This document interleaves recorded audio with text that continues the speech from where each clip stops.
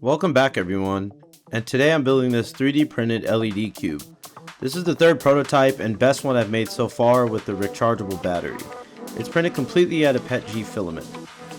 The cube uses 384 individual LED lights across 6 LED panels, which are controlled by an ESP8266 using WLED. So today, I'll be showing you the design and all the parts I used to put this together from start to finish.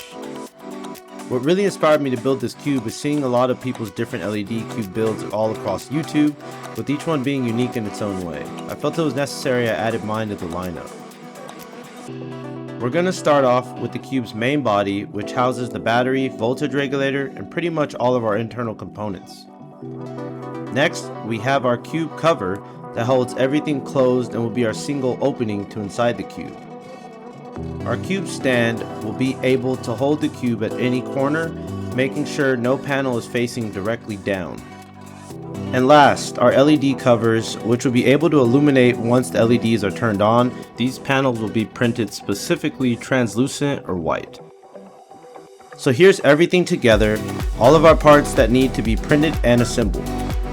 Now that I have all my parts for my 3D cube design, I was ready to print each part. Typically, I print as much as I can on one print bed, but since my other printers were busy, I decided I'll print each of these pieces one by one. This made the printing process take a little bit longer, but I didn't mind as long as each piece came out clean.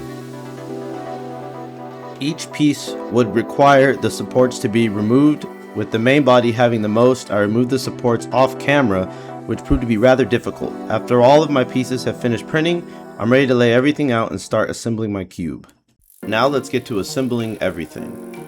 So now that all that's out of the way and my pieces are printed, we're ready to look at all these pieces before I start putting them together. So of course, like I said, this is the main cube, which will house everything. This is my lid or top piece that will hold everything inside our cube. And these are the 6 LED panels that will connect in the grooves around all 6 openings of the cube, simultaneously holding the LED panels in place as well as protecting them. Last but not least, our little stand to hold the cube is also ready to go. So first, we're going to start with inserting some threaded inserts. I don't usually use these too often, but today is my first time using them in an official project. These inserts are used to provide durable, reusable, and secure threaded anchor points in our 3D print to support our screws. To insert these, I'll use my soldering iron that heats up the inserts, which will melt into the plastic, allowing the insert to be pushed into the print. Once the plastic dries, the inserts are tightly secured. This was kind of a tricky process as I had to be sure to place the inserts flush with the surface of my print. Once the plastic melts around the insert just enough, I remove the soldering iron to prevent the insert from melting further into the print. One by one, each of the 5 inserts I was able to secure in their respective spots. After all my inserts were pushed in, I pushed the cube's top firmly in place to make sure none of the inserts were sticking out too far that would obstruct the top closing or sitting flush on the cube's body. Once I saw that the top would sit flush, it was time to screw the top closed to make sure all my screws would firmly hold the top in its place. One by one, I placed a washer as well as an M3 hex screw in each hole and tightened each screw. So now that the top can be screwed closed, I'll take the screws back out and we can move forward with the next phase. So far, everything's looking pretty good on the cube's body, so we're going to go ahead now and move on to installing our ESP8266 chip. So here's my ESP chip, which I've already uploaded the newest version of WLED on. I have some hex brass spacers that I'm going to use to elevate the chip so it sits up a bit higher where it connects inside the LED cube. Once all my hex spacers are connected, I'm going to attach the chip itself fully inside of the cube. To mount my ESP32 chip, I'm going to use 4 M3 hex nuts that I can screw in directly through the bottom of the cube's body.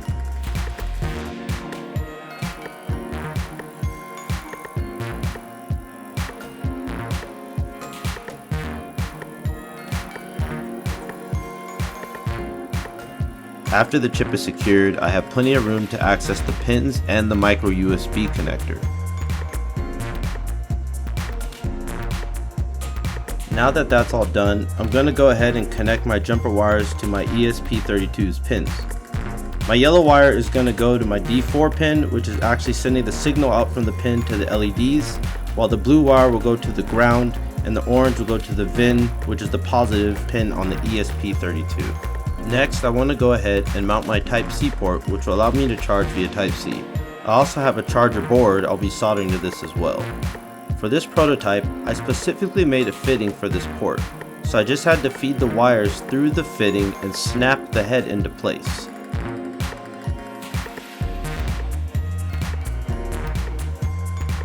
I'll press firmly to make sure that it's completely flush with the surface of the cube.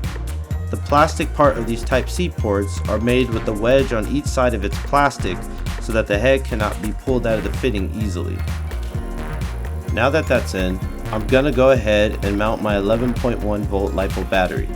I've designed a slot for the battery to easily slide into, but to keep it from moving, I'll be using 3M double-sided tape that I'll wrap around most of the battery.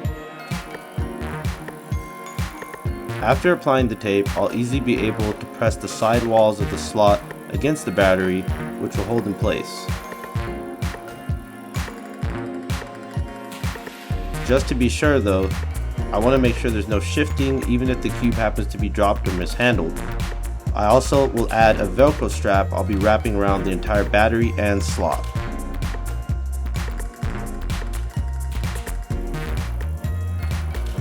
Now that the battery is secure and in its place, I'm moving on to my charger board, which I'm adding solder to, then I can solder the wires from my Type-C port directly to the charger board. Once my wires were soldered to the charger board, I was able to plug in the other end of the charger board's output power to the battery connector. Off camera, I tested the battery charger to make sure it works and will receive power from the Type-C port. I then use a hot glue gun to not only insulate, but also make sure the wires wouldn't be able to move as much, with hot glue covering the tips, solder, and edge of the board on both sides. Now that that's done, I'm going to use some small zip ties to tie together some of the wires so things are as neat as possible once everything is inside the cube.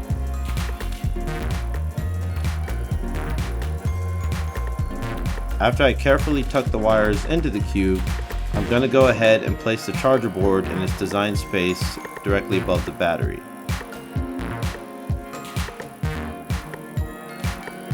Everything is looking pretty good. My battery, ESP chip, and the charger board are now in their secured spots. Now I'm going to hook up our connector for my first LED panel to the wires we connected earlier on our ESP32.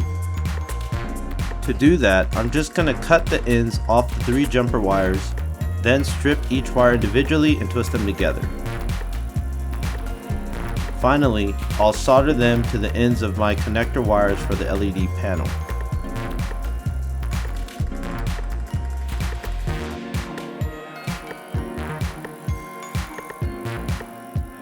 I made sure to use heat shrink tubing on these wires for extra support and insulation.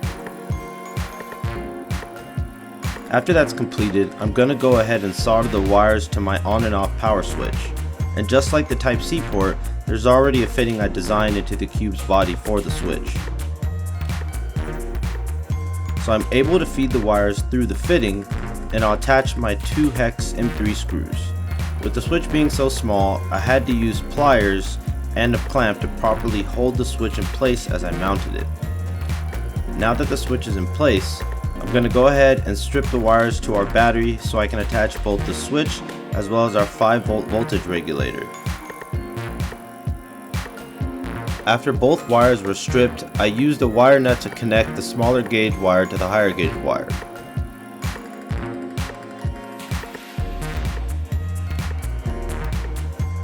Then I'll connect my power switch's negative wire to my voltage regulator's negative power supply input terminal, as well as connecting the battery's positive wire to the positive power supply terminal input on the voltage regulator. After these are connected, I'm able to flip the switch to make sure that the voltage regulator is receiving power as well as the switch.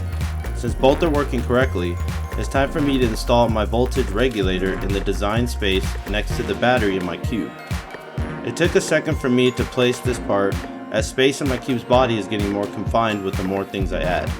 The fitting I designed for the regulator is a tight fit, so the chip cannot move once firmly pressed in its space.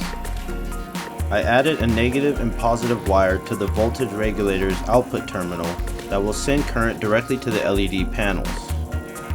I'll be plugging in a USB to mini USB cable directly into the USB output terminal on the voltage regulator, and this is how we're going to power our ESP32. Immediately after, I tested the power to make sure current is going to my ESP32 and everything seems to be working fine, so I can move on to my LED panels. So here I have 6 8x8 LED panels. They can be used individually or connected as one, and each LED is individually addressable. Each panel has a 5-volt ground data in and data out connector as well.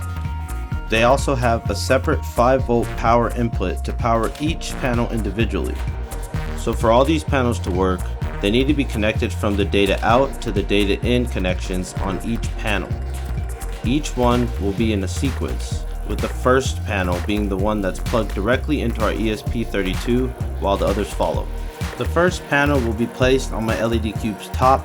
I'll first connect the wires from the panel's power input to the voltage regulator's power output. Next, I'll plug the panel's data in wire connector to the ESP32's output wire connector. After turning on the power and seeing all the lights come on, I know my power is working properly and I can now connect all of my panels. One by one, each panel was hot glued in place on all 6 faces of my cube's body. I had to carefully adjust or move around wire that was either poking or sticking out of the sides of the cube. In addition, I tried to be really careful with how much glue I'm putting on the back of each panel so there's no excess runoff that will later show or obstruct our covers that will go over our panels.